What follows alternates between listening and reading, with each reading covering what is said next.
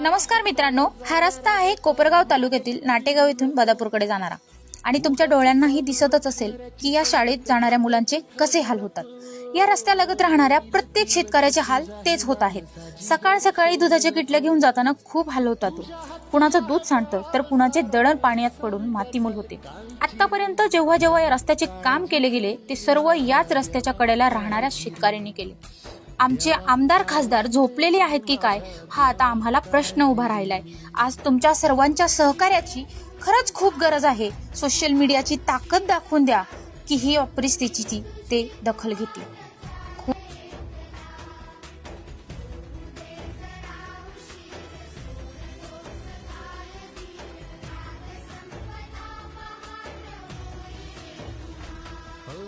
देवा काळजी रे माझ्या देवा काळजी रे देवा